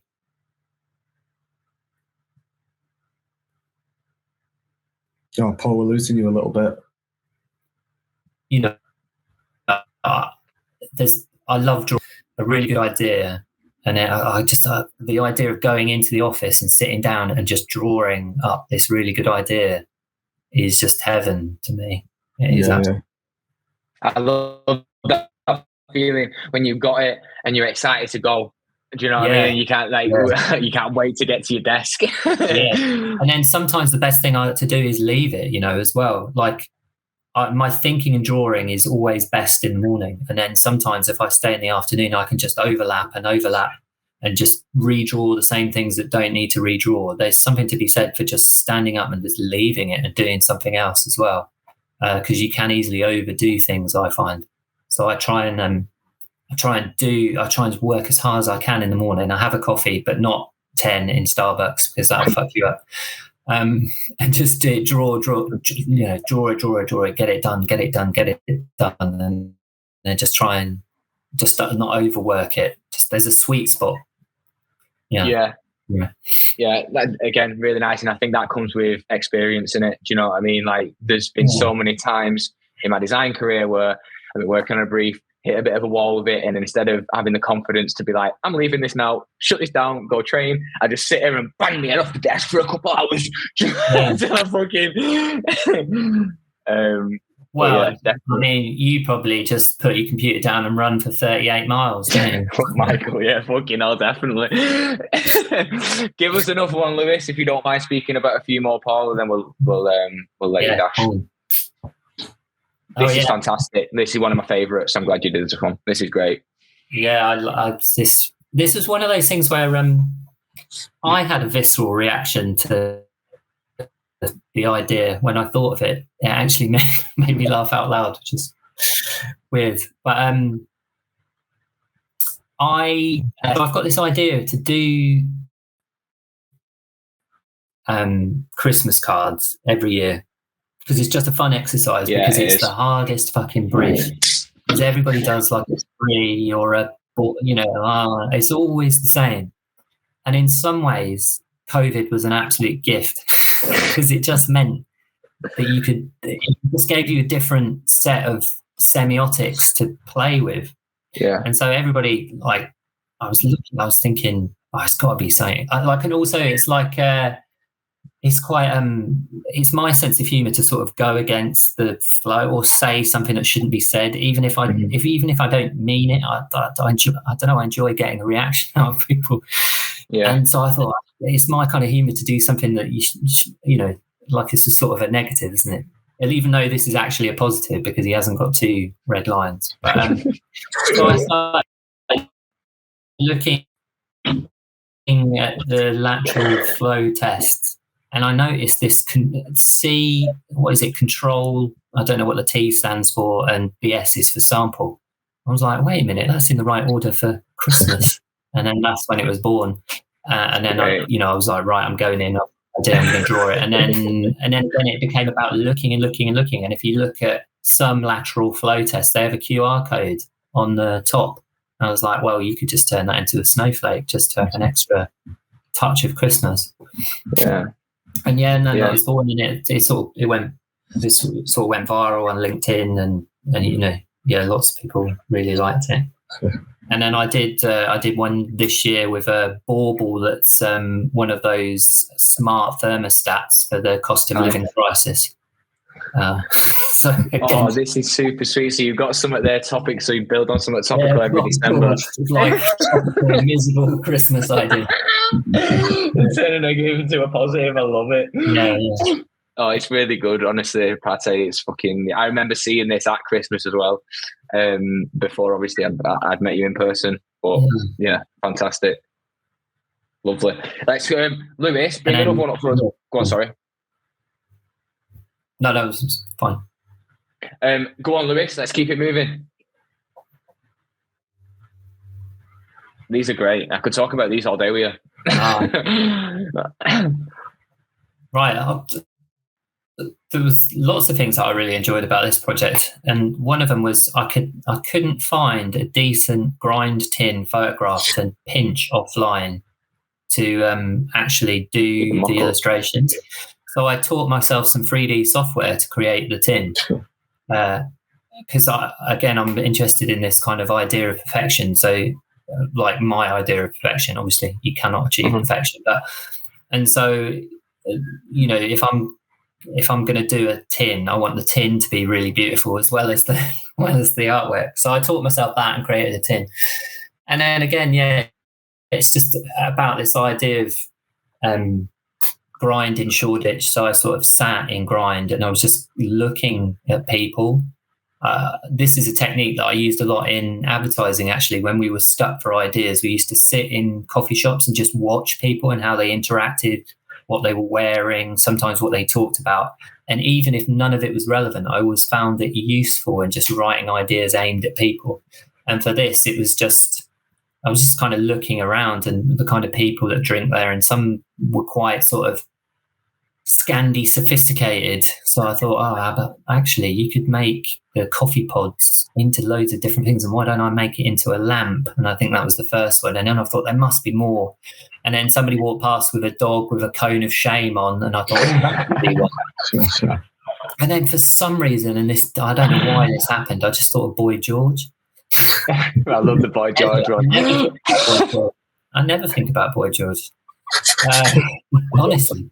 And then now it seems like I think about him all the time because I can't stop talking about him. But, and then I think there was like a cactus in the windows. And I was just thinking, well, you could just do all these funny things made out of the coffee pod. And then I just done a big mural for Sephora, the makeup brand in LA, for their recycling initiative, and I'd used this kind of outline style, this simple outline style. So I was keen to sort of get more of that stuff in my portfolio because I like doing it also, as well as the kind of flat coloured stuff.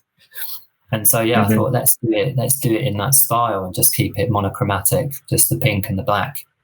And it was super fun to think about. Yeah, nice. How was the as a client? This was so I've spoken a lot about being proactive. So this was a proactive job. I was like, I like the look of your tins. I'm going to do something and try and sell it to you in the same way as we did John Smith's, in the same way as we did Museum of Childhood. Just trying to keep that entrepreneurial spirit alive. And I've not heard from them. So I did this as a self-initiated thing to try and get the business. And then about 2 months later, I sent it to all their art directors and just as many people as I could find to do with grind. And then a few months later, they did commission an illustrator to do a tin, but it wasn't me. So I might have given the idea. But it wasn't similar to this, though, was it? It wasn't. No, it was more. They used a graffiti artist, I think, and it was more sort of looked more sketchy, less kind of controlled and neat, I guess. And it had colour in it as well. I really like the simple nature of this, and it feels very on brand with grind. Do you know what I mean? It's totally on brand to me. Yeah, totally. Yeah, and I love that exercise. But you never know. I think the work you do is the work you will do. So this wasn't successful in terms of getting them as a client, but I think it's the success in terms of a piece of work, and you never know who's going to see it and what it might lead to. So I love that what you say. The work you do is the work that you will do. Yeah. You don't ever get to do. We're doing all the Sainsbury's ads, and we're doing like this a good ad on the Sainsbury's. We're doing a good job, but they keep coming back to do more of these kind of price-based Sainsbury's ads. how come you two are doing this stuff over here? And we said, it's because you are doing a professional job on it. Like, what you need to do, you don't want to do that kind of work. You need to do something different and keep doing that thing that's different. Yeah. And then that's what people will come to you to do. Yeah, I think that's it. I love, I think it's great, you know, and echoing everything we're talking about, right, Michael? It's bang on. Shall we finish with one last one? Yes. And then crack on. Go on, Lewis. No pressure. Can you pick the editorial? Got loads on. Oh, yeah. Somebody in Germany asked me to talk them through every single one of those, and it extended the talk to about 4 hours. Oh, that was my plan.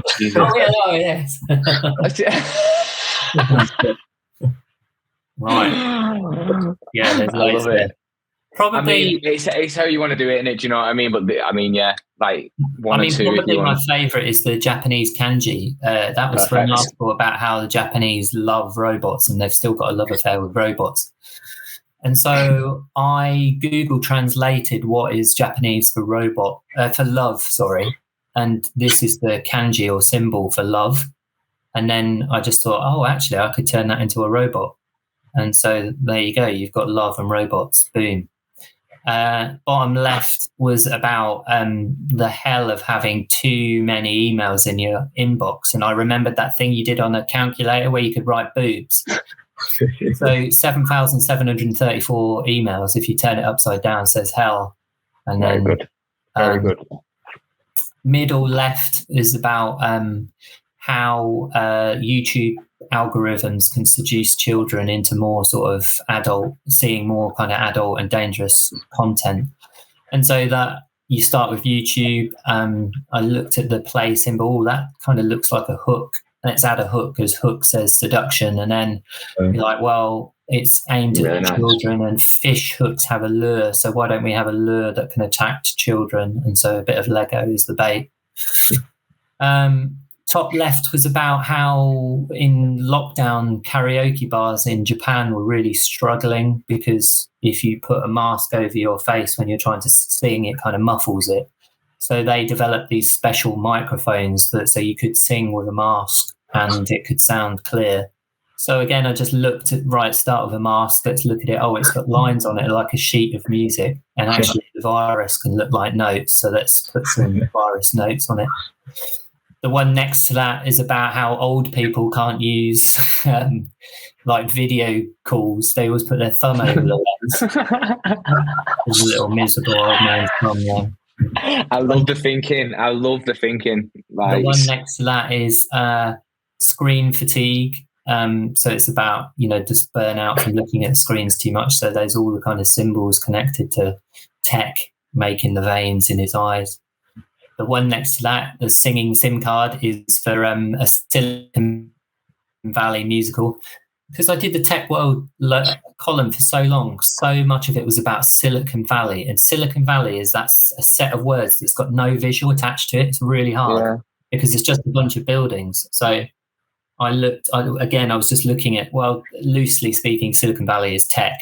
So let's just look at tech. And then when I found a SIM card, I was like, oh, it looks like an open mouth. All I have to do is add eyes and a no. The Rainbow is about a company that they help LGBTQ plus homeless people in San Francisco connect by giving them free mobile phones so they can talk to each other, connect to each other if they're in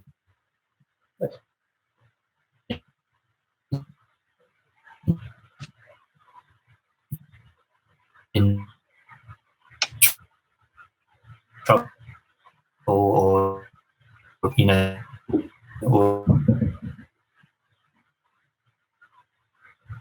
on top of a margarita. The one next to that is like the classic idea of a wolf in sheep's clothing, but the article was about this idea that it's not anonymity that makes turn people into trolls. Because a lot of trolls aren't actually anonymous. It's just the fact of talking through a screen. They call the screen as a disinhibitor. So it's the actual screen that actually can turn you into a troll. So again, that's, using the screen to turn a sheep into a wall. Oh, One next to that. The one next, I'm doing them all. I'm going for it.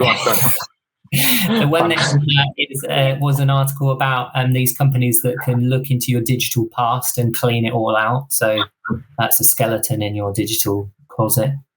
The one next to that was about being kind online. So the dove, but instead of the olive branch, it's an Ethernet cable. The one next to that was, what was that for? It was something to do with... I know what that's for. It was for this brand called Just, and Just used an algorithm to search all the databases of seeds and plants that humanity has collected, and it found a pea protein that acts just like scrambled egg and tastes like scrambled egg and looks like scrambled egg, and you just pour it into the pan and whip it up. So that's a whisk with like kind of atomic kind of egg. The one next to hell, it was about what is that? Some sort of friendship app where you can find friends. It was sort of like a dating app. So just the two phones hugging. We've done the Japanese kanji. The hackers thing was for a BBC podcast called The Hackers. And again, I really like the simplicity of just lifting up a key and having the spy have a little look at your data. And then the very last one on the bottom was about escaping your smartphone, which is super simple. So instead of the door, just have the smartphone. I love them. Yeah. Are you still working with them now? No, they redesigned the magazine and redesigned me out of it. Which really pissed me off at the time, because it's a very precarious relationship, because you don't sign any contracts or anything. You're kind of an illustrator for hire. And I'm like, wait a minute, I used to get letters from around the world praising my illustrations and bringing attention to your column. And then boom, it's not worth anything. I even designed the logo for the column as well. Yeah. 5 years of illustrations, some of which like won at the World Illustration Awards and all this sort of stuff, all bringing attention to your brand.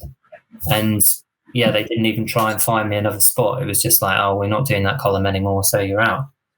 But it's another one of those shit sandwiches, really. So I sort of said, well, okay, there's nothing I can do. I've got no power in this relationship. So I started doing a little bit more personal work because I had a bit more time, and then boom, I got some big billboard campaigns in the States, so I haven't looked back really. Yeah, nice. And you obviously, I'm guessing you're super busy at the minute. No, so anybody listening to this, I think you have periods where you're super busy, and then you have fallow periods where nothing's happening. And I think April is usually sort of it's a new financial year, isn't it? So things kind of get signed off, and meetings happen, and then that kind of comes into fruition a bit later on, is what I hope. But this is a call out. Give me some work, else I'll go mad, and my wife will kill me, because I am so frustrating to live with when I've not got work. Oh, fantastic. Listen, I can't thank you enough. Honestly, it's been great. For anyone watching, so I'm just smiling all the way through it. Honestly. Cool. That's great. So for everyone listening, your Instagram is Pâté on Toast, which I think Lewis is going to pull up beautifully on cue. Look at that. Not my first rodeo. And I think this is a really nice one to finish on as well, because I love that. Like also, there's this, I think it's important to be have self-deprecating humor as well. So I really like all of those quotes are real, apart from it cured my insomnia, and I think I attributed that to Gwyneth Paltrow. Fucking great. And it really is truly inspiring, and you have got a great story. So it's Pâté on Toast, Pâté _on_toast. It is. And then the website is patéontoast.co.uk. There you go. Boom. And like you said, hit him up for some work. Yeah. Boom. That's great. What are you up to for the rest of the day? I think it's going to be Incredibles 2 this afternoon. Oh, nice. My boys, they've got a Switch, and he had a little bit of money left over. He had £6, and he managed to get Incredibles, the game, because it's quite old, but it's super immersive and really fun, this game. So now they're hooked on the Incredibles, like 12 years too late or whatever. But so we're going to do that, I think. Oh, that sounds lovely. Cool. Nice. Right. Thank you very much. And yeah, I'm sure we'll bump into each other at some point on the circuit. Yeah, for sure. Lovely to meet you. Yeah, you too. Enjoy the ultra marathons.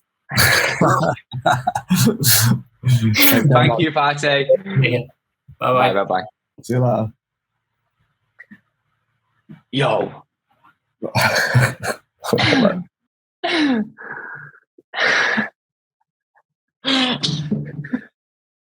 Oh, I'm dying out here, lad. That was so fucking sick.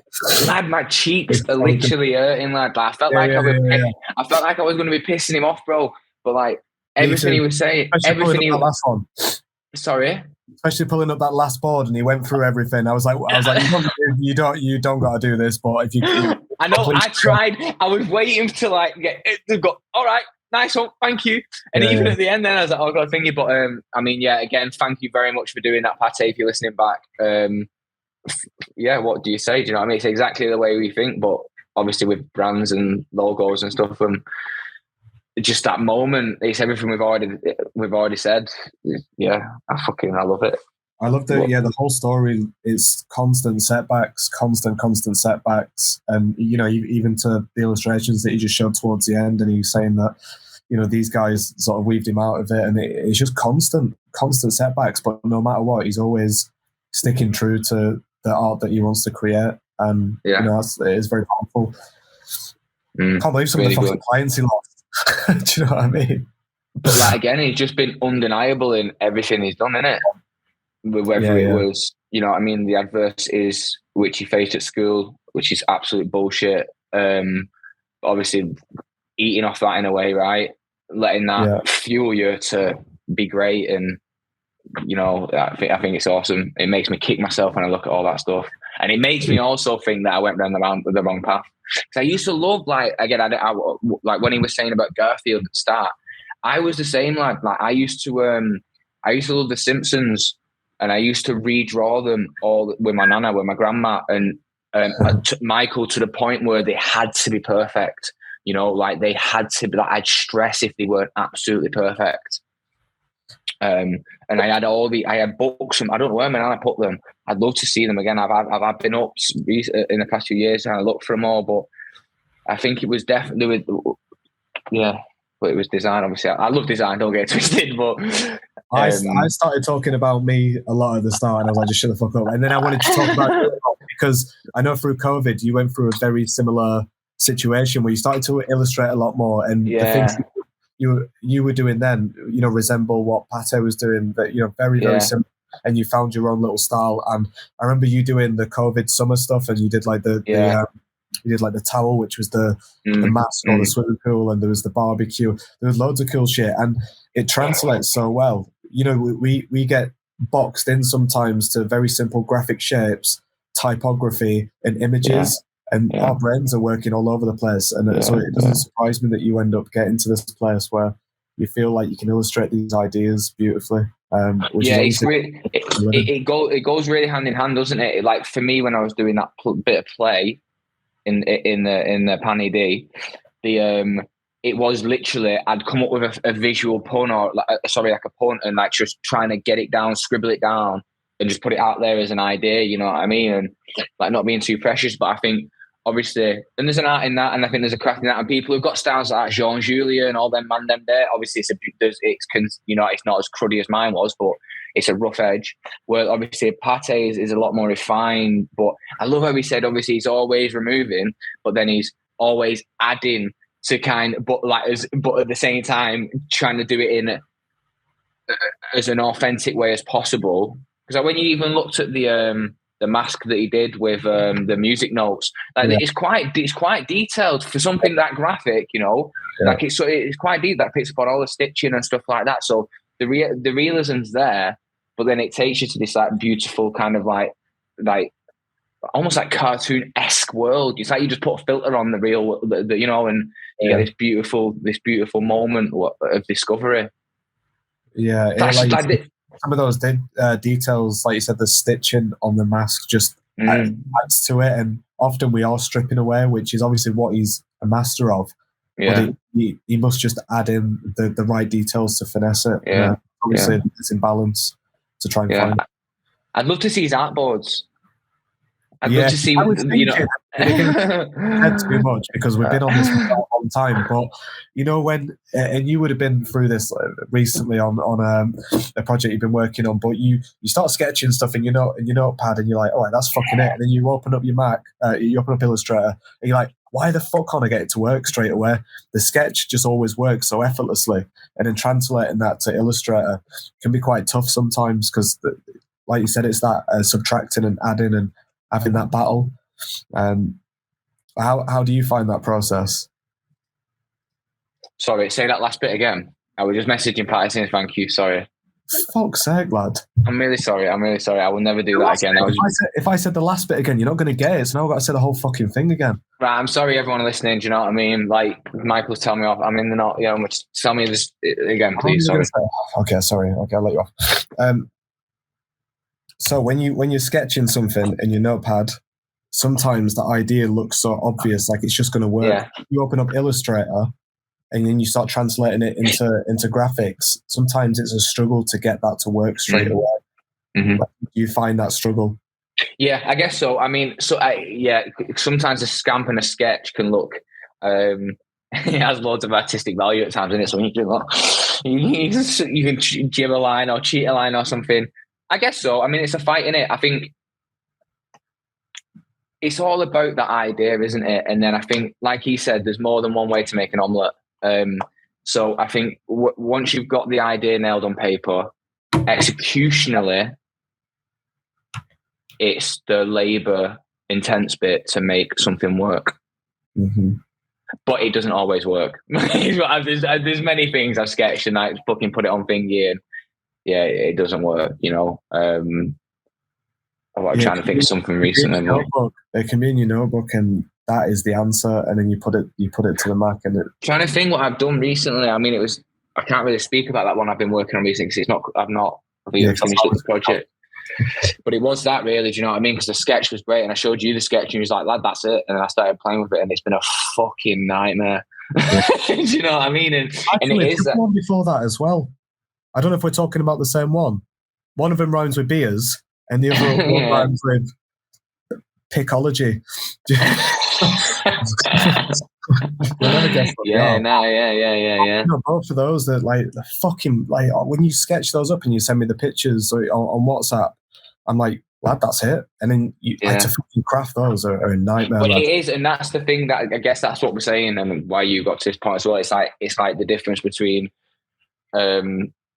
like having the idea, like my little shitty sketch in Pen Panel with the little illustrations I was doing, to then Pâté having that same idea and then taking it executionally somewhere. What's really there's a real skill in that too. There's a skill in the thought and being able to think like that and declutter the world to be able to, you know, I mean, identify this thing that looks like another thing, or this 1 + 1 = 3 thing.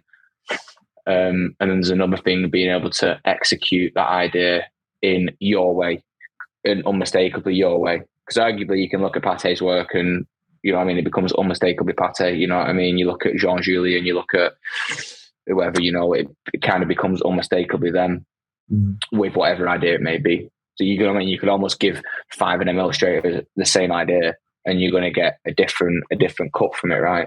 Yeah. I don't know how that translates into, like, say, logo design. If you give, and it doesn't really work, like you give 4 people a fucking idea and they go away. But even that, do you know what I mean? Like if you give 4 people an idea for a sketch or a logo, or 5 people, whatever, you get 4 or 5 different cuts of it, wouldn't you? Yeah. But yeah, really good, man. And I think the more we do, the better we get. Hopefully more people are listening, there's more learnings we're making. Lewis had a really good point. I'm going to talk about this on the pod because I thought this was really good that he said the other day. He said, thumbnails on YouTube are clickbaity enough, and I agree. They aren't. Like they don't make me want to click on them. And I hold my hands up because I did the design, so I can say it. I think they need to be a little bit more like snappy and like, for instance, if you had on the thumbnail for this one, like Paté's work celebrated more, you know, and people clicking on it for Paté's work, say, or yeah, they're very. I was looking at everything the other day, and I was like, it looks the part. Like it looks like if Dieline did a whatever or creative review, it looks like that. But I think we need to break more rules, though, lad. I think we need to be more fucking. It's just fucking. Yeah. I didn't. Yeah. I didn't want to say much. Forget about that. But no, but it's exactly like, I think we need to. It's almost like if we give Lewis the brief, if we give the producer the brief, and we was like, you create the thumbnail for it. You know what I mean? What would that be like? I think we're doing it too designery. We're being too designery with everything. Yeah, it's too formal. I think we need to free things up and celebrate the work more. But it's one of them. We changed the soundtrack coming in as well. Like where we've been at, and again, full transparency for everyone listening, we're trying to get to a point with this where we've got a good selection of them that we can go back and review. We're just trying to fucking lay the first brick, and now we're building on top of the bricks in it. So more to come. We'll keep building and keep building. But if you are listening again to this part, I've had you about 2 hours, 15 minutes into this podcast. You've made it to the everyone's like, fuck this shit. But I hope you are still listening, and thank you if you are. Please share, subscribe, and like or don't like. Don't sit in the middle. Either like it or don't like it. I don't want the in between. I want someone yeah. Someone tell me it's shit, lad. That's what's going on with Paté. Like people are telling him that they're, you know, he's getting a lot of dislike throughout his whole career, and it's a good thing. Do you know what I mean? To go against the grain. So again, going back to the thumbnails, going back to everything. Maybe we're not going against the grain enough, lad. So yeah, I don't think we are. But we'll soon come. The thumbnail for this one will be sick. Yeah, start this one. Yeah, fucking right we are, lad. Let's go. Go on. Right, let's end it there, innit, brother? Thank you for your time, as always. That was amazing. We need to stop swearing, but fuck 'em. I love you. Peace out, people.